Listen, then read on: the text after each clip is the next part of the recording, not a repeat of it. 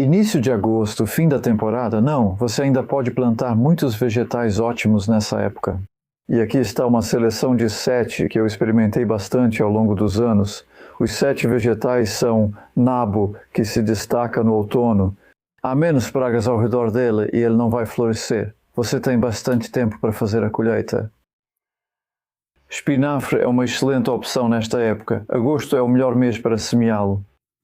Rúcula, como a rúcula de salada, não a rúcula selvagem. Na verdade, eu semeio rúcula selvagem em setembro, mas a rúcula de salada, rúcula arugula, é muito boa no início de agosto, ou durante todo o mês de agosto também. Brócolis roxo, ainda dá tempo. Já está um pouco tarde. Normalmente você planta em julho ou junho, mas agora ainda é possível. No ano passado tive sucesso plantando no início de agosto. E então escarola, agora é a melhor época para escarola porque ela produz muito bem no outono, até mais do que alface. Se você não se importar com um leve amargor, as folhas realmente brilham no outono. A selga chinesa. Eu sei que você pode semear a selga chinesa o ano todo, mas no começo de agosto ela realmente se destaca, para você ter uma bela cabeça até outubro. E finalmente, couve. Estou semeando algumas agora para mostrar para você. E você pode até ver lá fora algumas couves que ainda estão produzindo agora e foram semeadas em agosto passado, então elas são um vegetal muito versátil. Semeio só algumas de cada, principalmente para mostrar o método de semeadura. Antes lembrei que preciso fazer furos na bandeja, então eu enchi bem uma bandeja com substrato e compactei bem, que é a minha própria mistura. Ela tem 50% de humus de minhoca e 50% da mistura proprietária Grow Worm, que foi a que achei mais confiável. Essa também tem um pouco de humus de minhoca. Ela funcionaria sozinha, mas eu acho que adicionar minha própria mistura realmente dá um impulso, traz mais fertilidade. Então, esse dispositivo a gente chama de Dip Popper, e ele faz com que você consiga buracos bem uniformes em toda a superfície. Eu ainda não reguei o substrato nesse momento porque não quero que ele fique muito úmido. Não funciona se estiver muito úmido. Você acaba molhando as mãos quando está lidando com sementes e tudo mais. Está úmido o suficiente para manter a forma por tempo suficiente para eu colocar essas sementes. Certo, aqui está o nabo. Tokyo Cross é um híbrido e eu achei muito mais consistente, confiável e saboroso, na verdade, comparado a muitas das variedades mais antigas, embora tenha sido desenvolvido no Japão há bastante tempo. Estou fazendo semeadura múltipla com cerca de 4 sementes por célula. 3 ou 4 está bom. Na verdade, até 5, sabe? Isso depende da germinação, porque às vezes tem uma que talvez nem brote. Tipo, 80% seria uma boa taxa de germinação para se esperar de sementes compradas. Espinafre. Também vou semear várias sementes, mas não usaria tantas. Elas tendem a crescer de forma bem uniforme e eu acho que para colher folhas maiores de espinafre, até mesmo uma planta só já é suficiente. Então foram 3. Depois nem sempre é fácil semear com tanta precisão. Estou tentando colocar 2 em cada célula. O resto desses pacotes eu vou semear depois, caso você esteja se perguntando, porque talvez eu não colocasse a semente de volta no pacote se ela já esteve nas minhas mãos um pouco suadas. Então aqui temos a rúcula. Essas são sementes da minha linha com a Premier Seeds for Direct. São basicamente variedades ou tipos de sementes que eu achei muito confiáveis ao longo dos anos. Semeadura múltipla depende do objetivo. Se quiser só algumas folhas grandes, não colocaria mais de 2. Se quiser várias folhas pequenas, pode ser 3. Vou colocar 2 ou 3. E vamos ver o que acontece. Há certa margem de manobra. Semeadura múltipla permite colocar todas as sementes no mesmo buraco, sem precisar espaçá-las agora. À medida que crescem, empurram-se umas às outras para os lados. É uma maneira realmente maravilhosa e milagrosa de usar menos espaço e menos substrato para cultivar muitas sementes. Agora, este aqui é um brócolis para colheita na próxima primavera. Então, ainda bem que eu não queira muitas sementes, porque é tudo o que tem nesse pacote. Algumas das sementes híbridas F1 são bem caras. Então, já que eu tirei todas, vou semear todas aqui. Droga, coloquei na anterior. Isso vai ser interessante. Vamos ter brócolis com rúcula. Acho que consigo resolver isso. E agora vamos passar para a endívia. Gosto de plantar dois tipos de endívia. Uma delas é chamada de escarola. E ela tem folhas mais largas e grandes, provavelmente não é tão conhecida quanto a endívia frisada. Estas são sementes guardadas em casa. Então elas são um pouco não tão uniformes quanto muitas sementes comerciais. Na verdade, vou colocar duas em um buraco. Porque com muitas sementes, se você só quiser uma, eu só quero uma planta aqui por célula. Se todas crescerem, tire apenas uma. Se houver uma fraca e uma forte, mantenha a forte e elimine a fraca. Então é isso, este é o Alone, que é a endívia crespa. E eu já experimentei algumas dessas ao longo dos anos e devo dizer, bem, o Alone realmente é a minha favorita.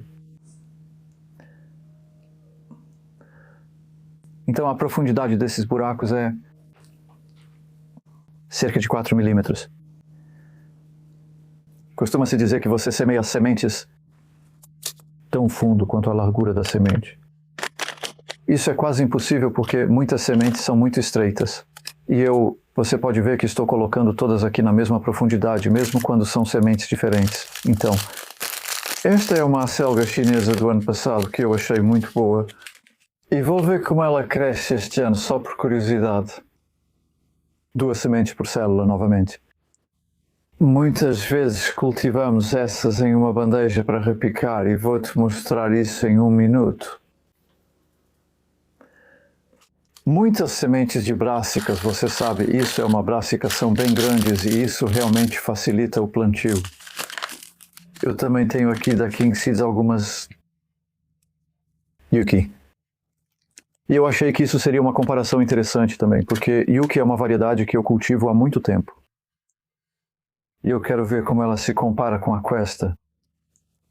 Yuki, se for o caso, é um pouco menor. Então, a ideia com essas acelgas chinesas é que elas formem um coração bem compacto que dura bastante tempo. Do meio para o fim do outono, quando folhas frescas e crocantes são muito bem-vindas, porque nessa época as alfaces já não estão mais produzindo e colocamos apenas algumas folhas menores de acelga chinesa em sacos de salada. E por fim temos a couve-manteiga. Nunca tinha cultivado couve-manteiga até o ano passado, o que me envergonha. Não sei como deixei passar. Vou pôr 2 sementes novamente. É outra brassicácea. E fiquei impressionado com o seu crescimento baixo. Baixo no sentido de que você pode facilmente protegê-la dos pombos no inverno, que é o problema que temos aqui. Bem, se você cultiva a couve crespa, que provavelmente é seu parente mais próximo em termos de folhas que produz, você não pode cobri-las facilmente porque as plantas ficam bem altas no inverno. No último inverno, ela manteve a produção quase todo o período. Então, muitas vezes tínhamos apenas algumas folhas lindas e tenras de couve-manteiga e essas plantas ainda estão produzindo lá fora, mesmo agora.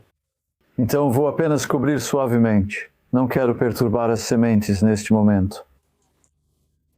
E eu vou depois colocar um pouco de água e vou mostrar como regar, porque neste momento pode dar errado ao colocar água. Sei que parece óbvio, sabe, regar as plantas. O que há para aprender sobre isso? Na verdade é bastante coisa, porque se há sementes, não coloquei etiquetas, então preciso lembrar qual é a posição certa. Croaky. Se a semente estiver perto da superfície, como essas estão, e o composto estiver bem seco, se você colocar muita água de uma vez só, pode acabar fazendo as sementes boiarem. Então eu faço assim. Ainda não está totalmente molhado, mas a água acabou de começar a penetrar, e essa é uma das ironias de regar. Materiais secos, solo seco, composto seco, não absorvem tanta água inicialmente quanto o composto ou solo que já está úmido. Então eu deixo bem úmido e talvez mais 2 vezes. Rega um pouco mais completa ou que dure mais tempo. E antes de regar, eu anotei o peso dessa bandeja. Essa é uma maneira de descobrir. Ainda não está tão pesado quanto fica quando está totalmente úmido, então ainda não atingiu essa condição. Eu gosto de deixar essas bandejas totalmente úmidas nesse ponto, porque assim você meio que sabe como vai seguir em frente. E daqui para frente, nessa época do ano, no verão, vai ser regar 1 vez até 2 vezes por dia, se estiver realmente ensolarado. No nosso clima, normalmente sim, agora está realmente bom e bem pesado. Então esse é o semeadura direta em bandejas, mas você também pode semear assim. Nenhuma dessas é o que... tem algumas que estamos filmando agora, né? Aquela escarola que já repicamos, na verdade. Essa é a escarola endiviadiva que eu semeei há 4 dias para te dar uma ideia da velocidade. E a Sam, que estava aqui ontem, repicou as mudas, e só daquele pequeno espaço ela repicou 90 mudas de endívia. Então, basicamente, eu semeei muito denso, mas também é o vigor incrível das sementes guardadas em casa. Então, foi muito bem sucedido. E repicar significa exatamente isso. É só isso que você faz. Você só precisa levantar algumas mudas. Assim, você consegue pegar. E nesse estágio é muito viável, porque você pode facilmente... Deixa eu ver se consigo encontrar um espaço aqui. É um pouco arriscado, mas vamos tentar. Você só faz um buraco que seja bem fundo e aí pode empurrar para dentro. Isso é um pouco difícil diante das câmeras. Evite atrapalhar, quero apenas empurrar para dentro. Para que o caule fique enterrado e as folhas fiquem na superfície. As mudas dessa bandeja estão muito uniformes. Essa é a vantagem de repicar. Se você tiver uma germinação ruim, você já perde ali, por assim dizer. Isso não ocupa espaço na bandeja de módulos. Você terá uma bandeja de módulos com plantas prontas para transplante ao mesmo tempo, nesse caso, em cerca de 2 semanas e meia. Então, por causa da época do ano, início de agosto está muito quente e as sementes que estamos semeando, muitas brássicas, tendem a ser muito rápidas. Provavelmente o mais lento é o espinafre, na verdade. Mas semeando essa bandeja a partir de agora, provavelmente estaremos plantando por volta do dia 15 ou 20 de agosto.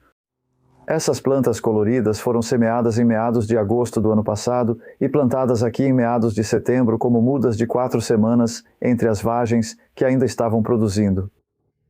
E elas não cresceram rapidamente, mas de repente começaram a se desenvolver bem em outubro e começamos a colher em novembro. E a tela que eu coloquei sobre elas está apenas apoiada por cima assim, no momento.